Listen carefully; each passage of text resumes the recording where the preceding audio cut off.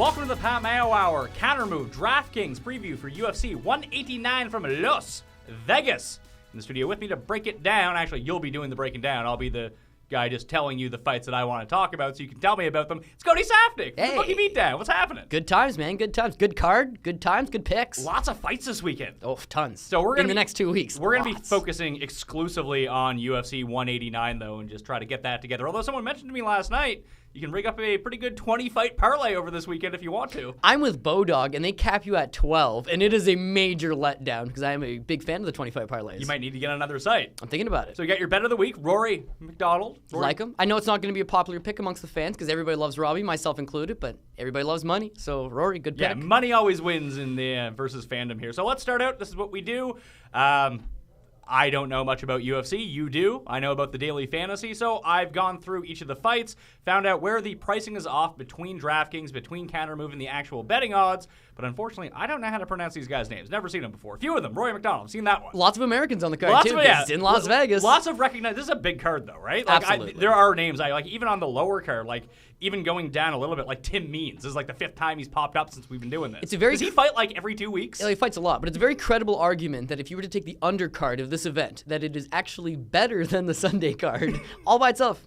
There you go. The argument's there. This is a very stacked lineup. So this should be a pretty popular DFS game, whether you play on DraftKings or Kountermove, just because the exposure this event is getting in the names on it. But every time you hear me mispronounce a name, you know what you hear, Cody?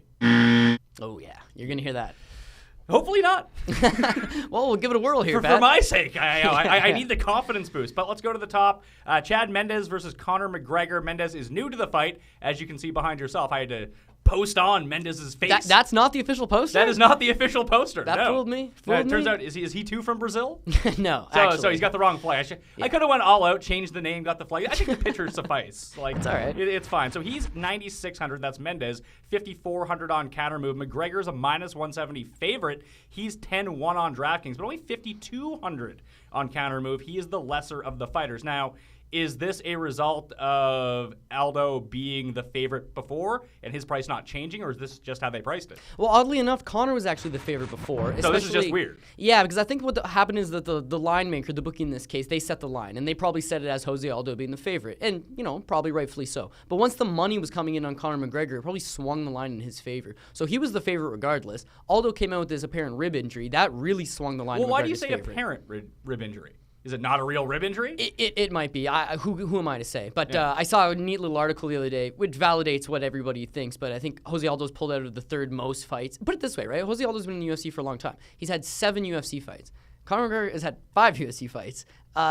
He's been in the UFC 2 years, and he's already had almost as many fights as him. And that just goes to show you that, these Brazilian guys, they train really hard, they pull out of some fights. I'm sure he does have a rib injury. I'm absolutely sure. But I watched a really cool documentary a couple nights ago about boxing, and he tells him, he's like, listen, we'll go get you x-rayed, we'll get you scanned, but if your rib's not broken, if it's just cartilage damage, then that's on you. If you pull out of a fight and your rib's not actually broken, then that's on you. If the rib is broken, then absolutely, we're going to pull you out of the fight. Like, we would never risk that. But it really made me think, it's like, you can't fight through an injury. Like, people that have never been injured, it's hard to sit on your couch and be like, Jose's not hurt, Jose's not hurt. This is a big issue. But at the same time, you do see these mentally tough guys that are like, well, I have a torn shoulder. I have a busted knee. I've seen guys fight with no ACL and win.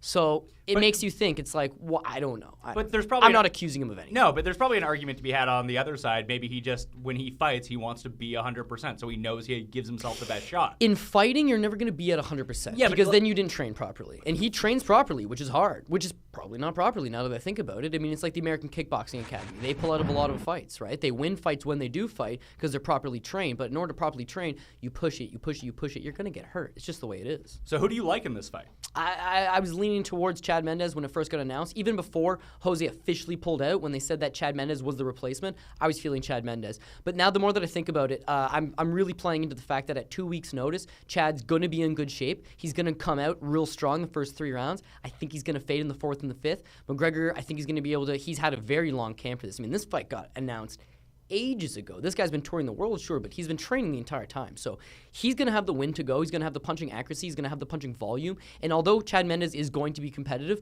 I think McGregor pulls it off late. And it's fairly good but value on DraftKings and Kountermove. So I see a play there for Conor McGregor. So you're going to be rostering him on both teams? Yeah, we always talk about this, Pat. 5 rounds is a big thing. So the 5 rounds will help out. He may stop him in 1, 2, or 3. I don't really think so. I think either a late stoppage or a decision victory, but he will rack up the points in the decision victory if it so happens that way. Okay, so we're not going to go to the next co-main event here. We're going to go to Gunnar Nelson versus Brandon Thatch. Love it. All right, so Nelson is 9-2 on DraftKings, but 5-3 on Kountermove, which is the exact same price as Thatch, yet on DraftKings, Thatch is 10-2, and he's a minus 170 favorite in this fight. So it seems like he's a pretty decent value on Kountermove. You know what? He is a good value on Kountermove, and he's the kind of guy that if he's going to rack up points, he's going to rack up a lot of points. My only issue with this fight is that it's very, very, very competitive fight. I say this is a pick 'em. So are you saying that Nelson at 9-2 on DraftKings isn't a bad play then, if it's a close fight? You know what? I disagree with it, and I'll tell you why. Nelson's not the type of person to rack up points unless he gets the finish. He's very lackadaisical. He has a karate stance, right? Karate. Karate. He likes to bounce in and out of the pocket and doesn't really throw a high volume of punches. He may land a couple straight rights. He may land a couple punches, but he's not going to land enough that it's going to be significant damage and it's going to be significant points on the significant strikes. So I'm avoiding him in that sense. His wrestling's not very good, and it's a 3-round fight. I don't think he's just going to be able to pull it off in the 3rd and 4th. Thatch is going to get tired late as the fight goes, but because it's 3 rounds, I think he coasts 1 and 2. Thatch is the better value guy here just because he's going to be able to land shots standing. But to be honest, Pat, this is such a close fight. Stay away. I say avoid it because one of these guys may score big, but the other guy's going to lay an egg.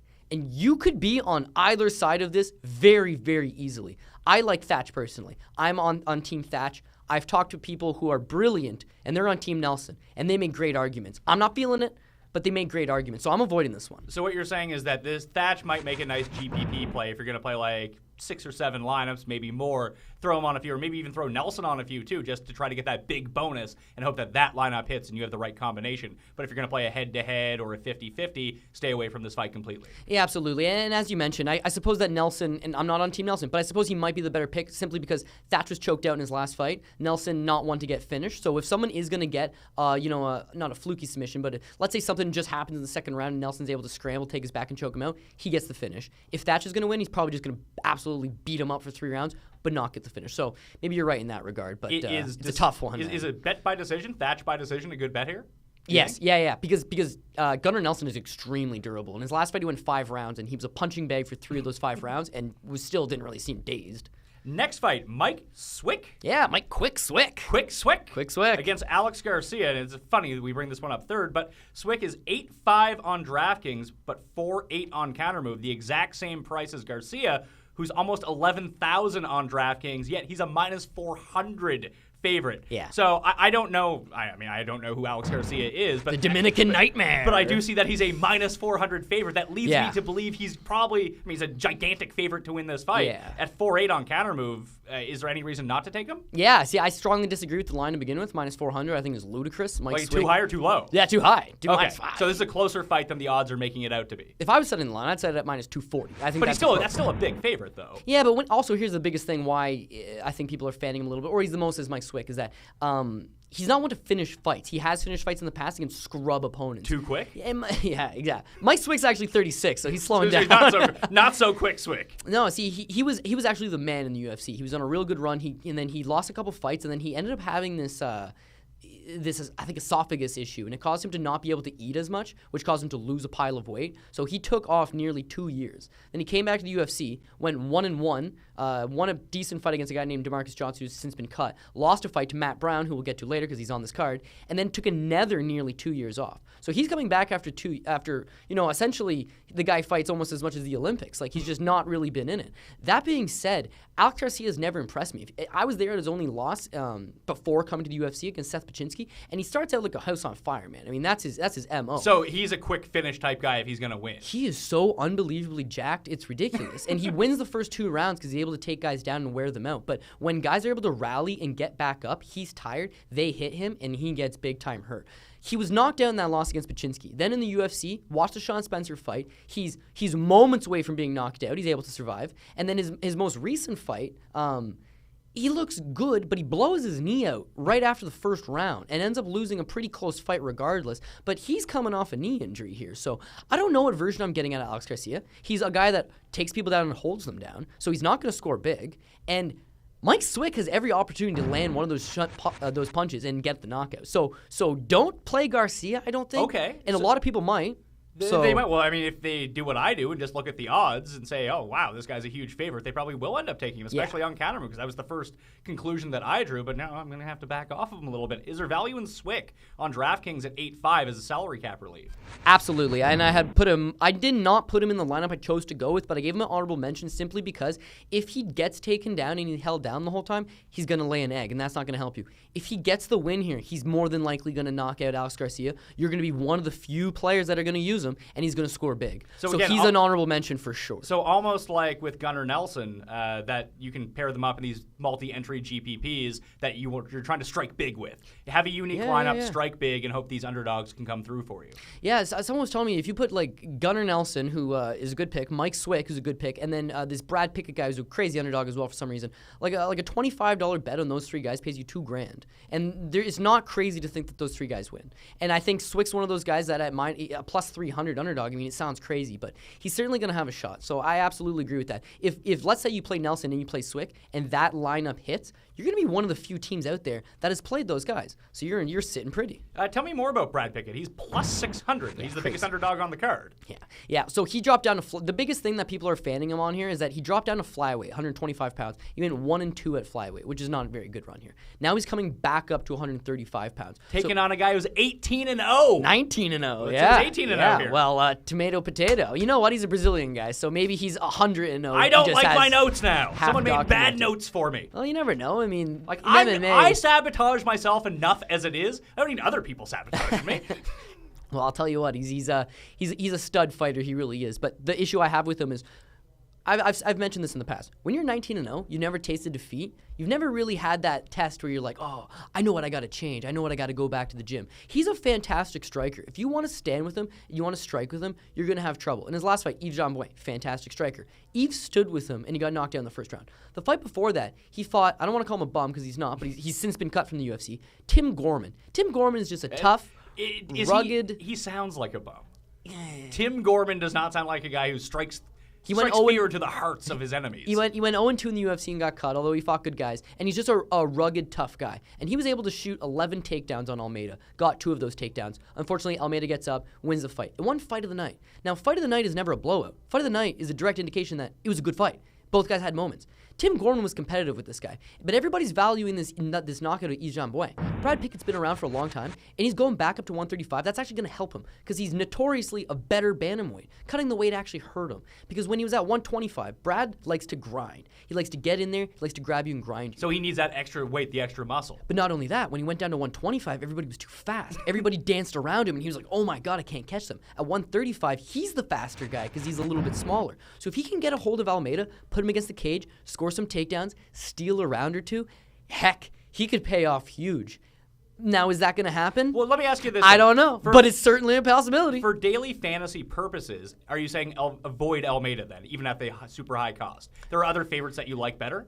I would say normally 100%. However, we're going to have to get to it eventually. I did put him on my Kountermove team with an asterisk next to it because at $5,200, it's good value. And he's a 10-1 favorite. Like, he's not the most expensive player on Kountermove. Yeah. He is on DraftKings. And I'm talking highly of Brad Pickett because I love Brad Pickett, but he's also kind of chinny, right? So if the guy comes out there and does the Henan Barao, pop, pop, pop, pop, pop, take the back, get the sub, who knows, man? So we'll get to that in a bit, but yeah, that's a tough fight, actually. Let's go back to the top of the card. Rory MacDonald, Robbie Lawler. People like Robbie Lawler. You like Robbie Lawler. Who doesn't? But you're not picking Robbie Lawler. I can't. So Rory MacDonald is 10-3 on DraftKings, 5-6 on Kountermove. That is the most expensive player, but it's kind of crazy. I know it's a 5-round fight, right? Yes. Okay, I did know that. Title. Minus 175. But when you look at the odds on some of the other guys, you would think that he wouldn't be the most expensive player. Does Robbie Lawler stand a chance here? He does. In fact, these guys have fought before, so this is technically speaking a rematch. The last fight was a 3-round fight. The last fight, I believe, Rory MacDonald was a minus 325 favorite over Robbie Lawler. And won? No, Robbie Lawler ended up winning. Okay. A split decision, right? So 2 of the judges were like, we think Robbie won. 1 of the judges thought Rory won. And you know what? I think Robbie did win that fight because Robbie's the kind of guy that he goes for it. He sees the moment in front of him, and he lets his hands hands go. And Rory's the kind of guy that he's so skilled, he's so finesse, that sometimes he just allows the moment to pass him by. That's been the knock on him. But after he lost the fight against Robbie Lawler, most notably, he's had a bit of a vengeance. He's had a bit of a fire lit under him. New edge? Yes. And in a 5-round fight, that favors him huge because there's very, very few people that can keep up the type of pace that Rory can. And I know people will point out the Robbie Lawler fight and be like, well, look at Robbie in the 5th round against Johnny Hendricks. He comes on like a barn on fire in the 5th round. He's got good cardio too. And he does have good cardio. But Johnny Hendricks was not doing much. He was just kind of holding him against the cage. Allowed Robbie to get some energy back here. I think this plays out for Rory big time. I love Robbie Lawler. I'm not trying to disrespect him. I just don't think he's going to have a very good night here. And I would want to play Rory more on Kountermove and DraftKings. And when I did Bookie Beatdown, I actually did play him on my Kountermoves and DraftKings. But the more I think about it, Robbie's so tough, man, that he's hard to put away. I would rather try to find somebody on the card like Denny Cedeno, who will probably get a finish, and maybe go with that instead of Rory MacDonald. So is Cedeno your best bet for a quick knockout?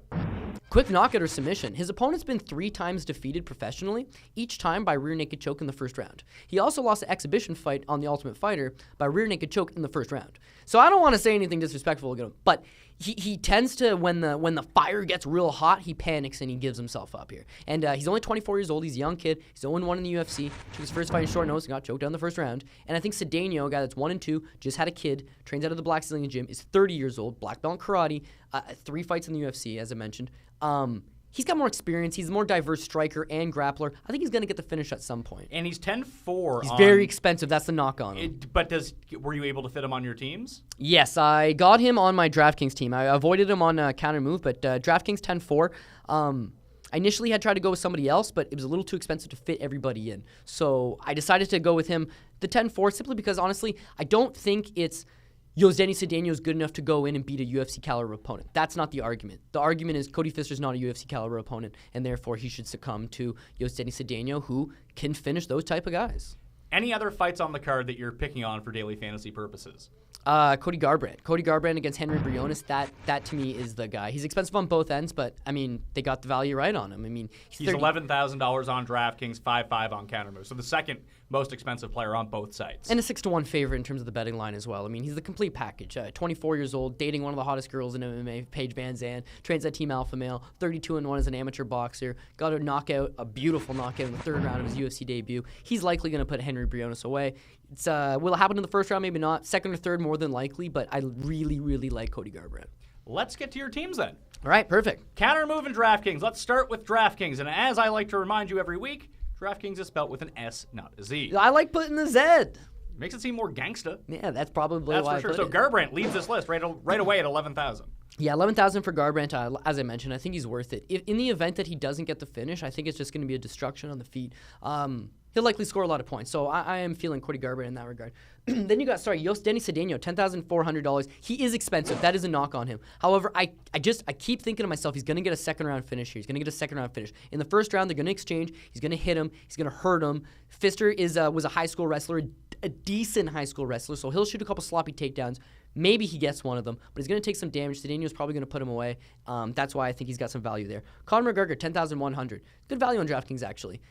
He's got 5 rounds to work with. He could finish Chad Mendes later on in the fight, but the biggest thing is that he's a volume puncher and kicker for that matter. He's going to be able to just rack up the points. And if for whatever reason Chad Mendes does get tired in this fight, it's not going to play out well for him because Conor McGregor's coming in there with an 8-inch reach advantage, and that's going to allow him to hang out at bay and just land punches all night long. He throws a lot of shots. At 145 pounds, he's just a little ball of energy. So what you're saying, he's going to be good. So in terms of McGregor, he has the best route of scoring fantasy points here. Like you said, he has the reach. He can sit back and land significant strikes over the course of 5 rounds, and if Mendes does wear down, he'll finish him off. Yes, and Mendes has been known to wear down a little bit. I mean, he noticeably wear down in the Nick Lenz fight, in which he claimed he was sick after the fact. But even the Jose Aldo fight, I mean, he rallies back in like the 3rd and 4th round, but noticeably he gets fatigued, and a lot of that's damage, I'm sure. But if he had a full camp to work with, I think it would be one thing. But the fact is that 2 weeks is 2 weeks here. He's not put a 3-month camp in like Conor McGregor, who's probably in the shape of his life.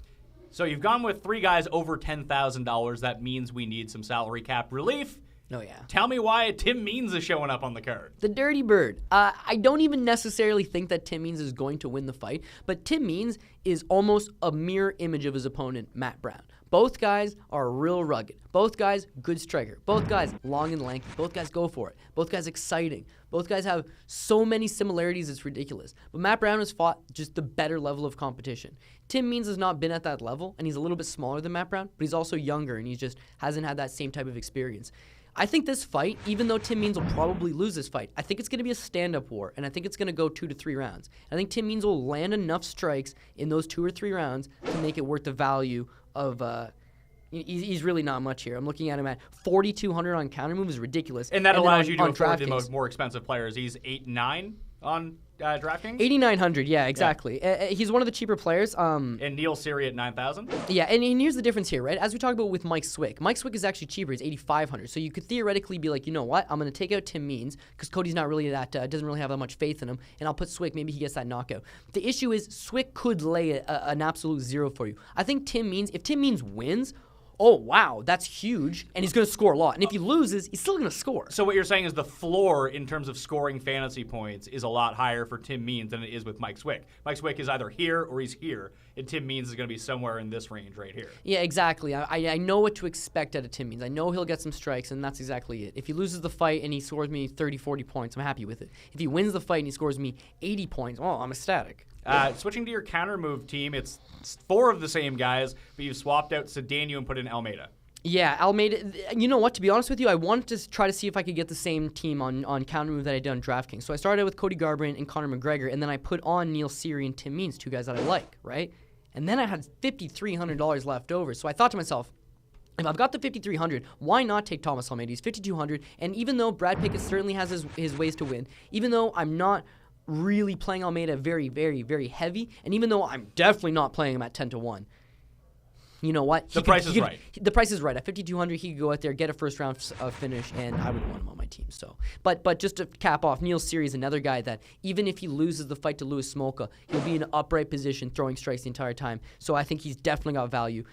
Neil Siri and Tim Means, both guys, even if they lose, upright position, going to be scoring points. Yeah, good floor for cash game. Those are 50-50s and triple-ups or head-to-heads on DraftKings and Kountermove. Maybe not the best GPP plays. That's where you want your Swicks and Jeremy Stevens of the world. Yeah, that's what's going to hit big. But don't sleep on these guys because you know in MMA, anything can happen with these little tiny gloves. A couple shots, knocked out. Cody Saftik, host of the Bookie Beatdown on the Fantasy Sports Network and the Fight Network. You got a big weekend coming up, too, though. Oh, it's huge. not just UFC 189 you're doing. You're doing it all. Yeah, exactly. If anybody wants to catch any fantasy advice for the Tough 21 finale, me and Paul Shaughnessy will be doing Bookie Beatdown later on in the week. And then next week, we've got a Wednesday card. And then we got a Sunday card. And then a million events because the UFC schedule just keeps on rolling.